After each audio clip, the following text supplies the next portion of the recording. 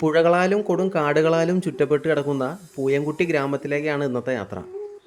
Kuttampuzha junction കഴിഞ്ഞ് മുന്നോട്ട് വരുമ്പോൾ ഈ കാണുന്നതാണ് കുട്ടമ്പുഴ പാലം. ഈ പാലം കയറിക്കഴിഞ്ഞ് വലത്തോട്ട് തിരിഞ്ഞാണ് പൂയംകുട്ടിയിലേക്ക് പോകേണ്ടത്. അങ്ങോട്ട് പോണതിന് മുമ്പ് ഇവിടെ വേറൊരു സ്ഥലം കൂടി ഉണ്ട്, അവിടെ ഒന്ന് പോയിട്ട് വരാം. ആനക്കയം ബീച്ച് എന്നാണ് ആ സ്ഥലത്തിൻ്റെ പേര്. ഈ കാണുന്ന സ്ഥലമാണ് ആനക്കയം. കുട്ടമ്പുഴ പാലം കഴിഞ്ഞ് ഏകദേശം ഒരു 1.5 കിലോമീറ്റർ ഉണ്ട് ഇവിടേക്ക്. കുളിക്കാനായിട്ട് ഇവിടെ ഒരു ചെറിയ കടവുണ്ട്. കുളിക്കാനുള്ള സൗകര്യം ഉണ്ടെങ്കിലും അധികം താഴത്തേക്ക് അങ്ങോട്ട് നീങ്ങി പോകത്തെയാണ് നല്ലത്.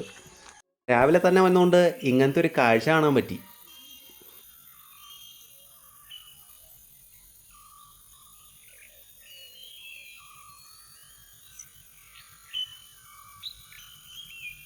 ഈ കുട്ടമ്പുഴ ഗ്രാമം ഉണ്ടല്ലോ, പെരിയാറിനോട് ചേർന്നാണ് സ്ഥിതി ചെയ്യുന്നത്. എറണാകുളം ജില്ലയിലെ കോതമംഗലത്ത് നിന്നും 20 കിലോമീറ്റർ ദൂരമാണ് കുട്ടമ്പുഴയിലേക്കുള്ളത്. അധികം ഒച്ചപ്പാടൊന്നുമില്ലാത്ത ശാന്തമായ സ്ഥലമാണ് ഇവിടെ.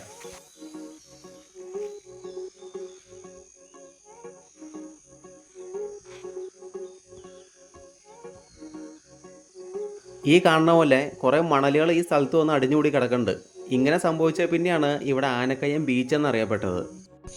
ഈ പുഴയുടെ അക്കരെ കാണുന്ന മരക്കൊമ്പുകളിൽ കുറേ പരുന്തുകൾ വന്നിരിക്കുന്നുണ്ട്. ആശാന്മാരുടെ മെയിൻ ഉദ്ദേശം മീൻ പിടിക്കുക, അല്ലാണ്ട് വേറെ ഒന്നുമില്ലല്ലോ. അങ്ങനെ അവിടെ നിന്ന് ഇറങ്ങി നേരെ പൂയംകുട്ടി റൂട്ടിലേക്ക് കയറി. കുട്ടമ്പുഴയിൽ നിന്ന് 7 കിലോമീറ്റർ ദൂരമാണ് അവിടേക്കുള്ളത്. പൂയംകുട്ടി ഭാഗത്തേക്ക് പോകുന്ന റോഡിൻ്റെ ഒരു രീതിയാണിത്. ലെഫ്റ്റ് സൈഡിൽ നിറച്ച് കാടുകളും റൈറ്റ് സൈഡിൽ ആളുകൾ താമസിക്കുന്ന ഏരിയ ആണുള്ളത്. അങ്ങനെ വന്നപ്പോൾ കണ്ടതാണ്, റൈറ്റ് സൈഡിൽ റോഡിനോട് ചേർന്നൊരു വീട് കണ്ടോ. കാണാൻ നല്ല രസമുണ്ട്. ആ വീടിൻ്റെ ഓപ്പോസിറ്റ്, അതായത് നമ്മളീ പോകുന്ന റൂട്ടിൻ്റെ ലെഫ്റ്റ് സൈഡിൽ താഴത്തായിട്ട് പെരിയാർ ഒഴുകുന്നുണ്ട്. പെരിയാറിൻ്റെ ഒപ്പം തന്നെ ഇലക്ട്രിക് ലൈനും ഒഴുകുന്നുണ്ട്. അതെന്തിനാണ് വലിച്ചേക്കണതെന്ന് പ്രത്യേകിച്ച് പറയണ്ടല്ലോ. പൂയംകുട്ടി നദീതീരങ്ങളിൽ ആനകളെ കാണാനുള്ള ചാൻസ് വളരെ കൂടുതലാണ്. ആനകളെ കൂടാണ്ട് മറ്റ് വന്യജീവികളും ഈ കാട്ടിലുണ്ട്.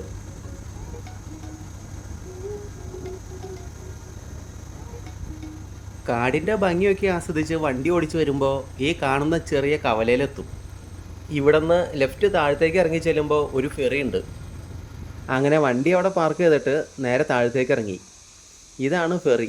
ബ്ലാവന ഫെറി എന്നാണ് ഇതറിയപ്പെടുന്നത്. ഇവിടെയൊക്കെ വളരെ ശാന്തമായ ഏരിയ കേട്ടോ. ഈ പുഴയുടെ അപ്പുറം ആദിവാസി മേഖലയാണ്. തലവച്ചൂപ്പാറ എന്ന ആദിവാസി മേഖലയിലേക്ക് എത്താൻ വേണ്ടിയാണ് ഈ ഫെറി ഉപയോഗിക്കുന്നത്. ഭക്ഷ്യവസ്തുക്കളും മറ്റ് സാധനങ്ങളും അവരുടെ ഗ്രാമത്തിലേക്ക് എത്തണമെങ്കിൽ ഈ ഫെറി കടക്കണം. പെരിയാർ ഇപ്പോൾ ശാന്തമാണ്, പക്ഷെ മഴക്കാലത്ത് ഇങ്ങനെയല്ല. മഴക്കാലം വരുമ്പോൾ പെരിയാറിൻ്റെ സ്വഭാവത്തിൽ ചെറിയ മാറ്റം വരും. അപ്പോൾ ഇവിടെ ഫെറി സർവീസ് ഉണ്ടാവില്ല. ഇതാ ഗ്രാമത്തിലുള്ളവർ ടൗണിലേക്ക് പോകാൻ വേണ്ടി വരുന്നതാണ്. ഇവർക്കിവിടെ അടുത്ത ടൗൺ എന്നൊക്കെ പറയാൻ പറ്റുന്നത് കോതമംഗലാണ്. ആ ഗ്രാമത്തിലുള്ളവർ മെയിനായിട്ടും ഈ ഫെറി സർവീസിനെ ആശ്രയിച്ചാണ് ജീവിക്കണത്.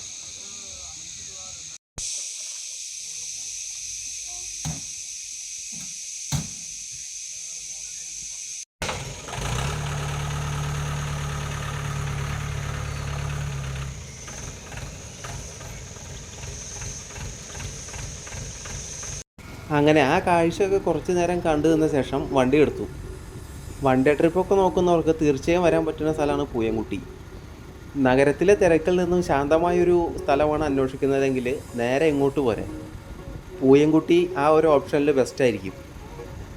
ആനകൾ കുടിയേറി പാർക്കുന്ന ഒരു വനമേഖലയാണ് പൂയംകുട്ടി. അതിന് കാരണമെന്നുള്ളൂ മുള. ആനകൾക്ക് ഏറ്റവും ഇഷ്ടപ്പെട്ട ഭക്ഷണമാണല്ലോ അത്. അത് എവിടെയാണ് ഉള്ളതെന്ന് അവന്മാർ കണ്ടുപിടിച്ച് ആ ഏരിയയിൽ എങ്ങനെയായാലും എത്തിയിരിക്കും. ഏറ്റവും കൂടുതലേ മുളകൾ കാണപ്പെടുന്ന ഒരു വനമേഖലയാണ് പൂയംകുട്ടി. പുലിമുരുകൻ, ശിക്കാർ തുടങ്ങിയ സിനിമകൾ ഇവിടെയാണ് ഷൂട്ട് ചെയ്തത്. ഇനി ഇറങ്ങി ചെല്ലുന്നത് മണികണ്ഠൻചാല് പാലത്തിലേക്കാണ്. സ്വകാര്യ ബസ്സുകളും KSRTC ബസ്സുകളും ഇവിടേക്ക് സർവീസ് നടത്തുന്നുണ്ട്. ഈ കാണുന്ന കോൺക്രീറ്റ് വഴി ഇറങ്ങി ചെല്ലുന്നത് ആദ്യം പറഞ്ഞ മണികണ്ഠൻചാല് പാലത്തിലേക്കാണ്. പൂയംകുട്ടിയെയും മണികണ്ഠൻചാലിനെയും തമ്മിൽ ബന്ധിപ്പിക്കുന്ന പാലമാണിത്. 2002 ഈ പാലം നിർമ്മിച്ചത്. വെള്ളാരംകുത്ത്, കല്ലേലുമേട്, മണികണ്ഠൻചാല് എന്നീ പ്രദേശവാസികൾക്ക് ഈ പാലം വളരെ ഉപകാരമായി.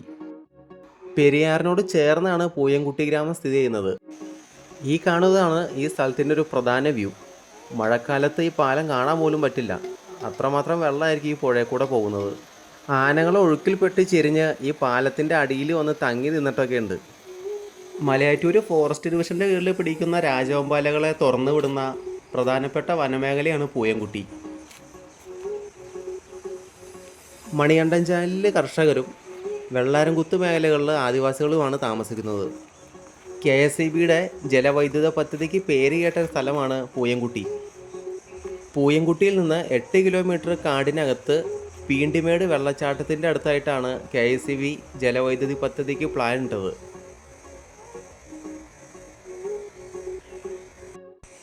1950 ഈ പദ്ധതിക്ക് തുടക്കം കുറിച്ചത്.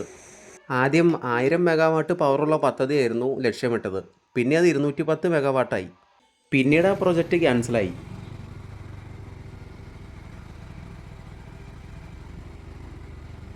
അവിടെ നിന്ന് മുന്നോട്ട് വരുമ്പോൾ കാണുന്ന കാഴ്ചയാണിത്.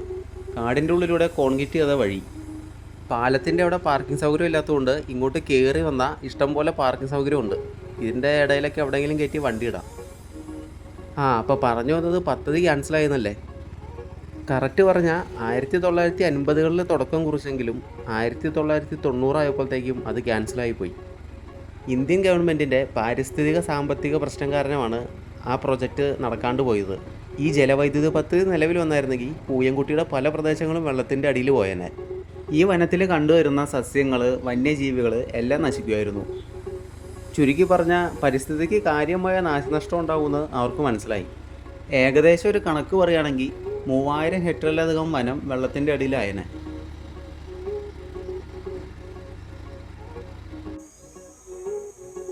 ഇവിടെ നിന്ന് വലത്തോട്ട് തിരിഞ്ഞ് പോകുമ്പോഴാണ് മണികണ്ഠൻചാല് ഗ്രാമത്തിലേക്ക് പോകണത്.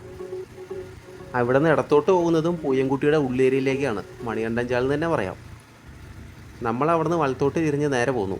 അവിടെ നിന്ന് ഒരു 500 മീറ്റർ മുന്നിലേക്ക് വരുമ്പോൾ ഈ കാണുന്നതാണ് മണികണ്ഠൻചാല് ഗ്രാമം. ഇവിടെ ചെറിയ കടകളും ഹോട്ടലുകളൊക്കെ ഉണ്ട് കേട്ടോ. ഇവിടെ നിന്ന് വലത്തോട്ട് തിരിഞ്ഞൊന്ന് പോയി നോക്കാം. മുഴുവനും കട്ട വിരിച്ച വഴിയാണ്.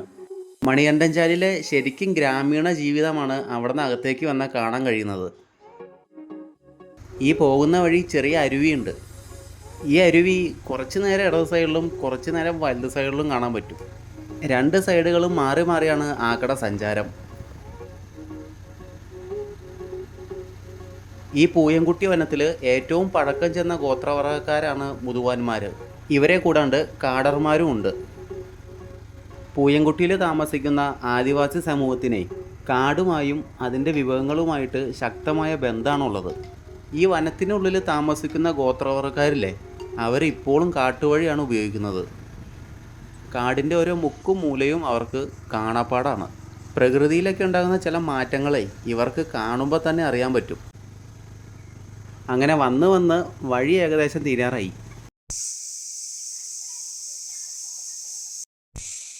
ഇവിടം വരെയാണ് വരാൻ പറ്റുള്ളൂ. കാരണം മുന്നോട്ട് ഫോറസ്റ്റ് ആയതുകൊണ്ട് അകത്തേക്ക് കയറാനുള്ള പെർമിഷൻ ഇല്ല.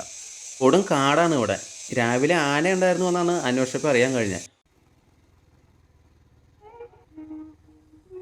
ഇപ്പോൾ പോകുന്ന വഴി ആദ്യം ഒരു പാലത്തിൻ്റെ അവിടെ നിന്ന് വലത്തോട്ട് തിരിഞ്ഞല്ലായിരുന്നോ മണികണ്ഠൻചാലിലേക്ക് പോയത്.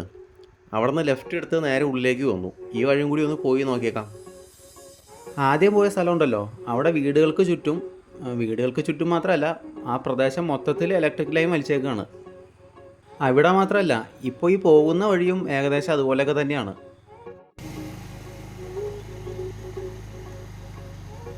ആ വഴി നേരെ വരുമ്പോൾ ഈ കാണുന്നത് പോലെ റോഡ് 2ആയിട്ട് തിരിയും. ഈ 2 റൂട്ടും എങ്ങോട്ട് പോയാലും ചെന്നെത്തുന്നത് ഫോറസ്റ്റിലേക്കാണ്. അപ്പോൾ മുന്നോട്ട് പോയിട്ട് വേറെ പ്രത്യേകിച്ച് കാര്യമൊന്നുമില്ല.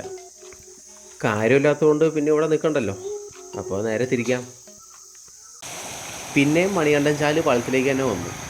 ഇവിടെ വന്നപ്പോഴത്തേക്കും ചെറുതായിട്ട് മഴ പൊടിയുണ്ടായിരുന്നു. അല്ലെങ്കിലും മൊത്തത്തിൽ മൂടി കിട്ടിയ അന്തരീക്ഷമായിരുന്നു.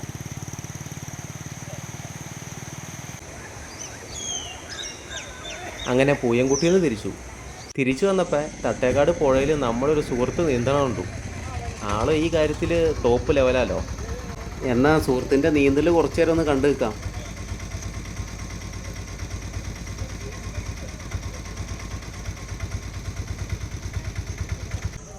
ആൾ നീന്തി കടന്ന് അവൻ്റെ വീട്ടിലേക്ക് കയറാൻ പോവാണ്.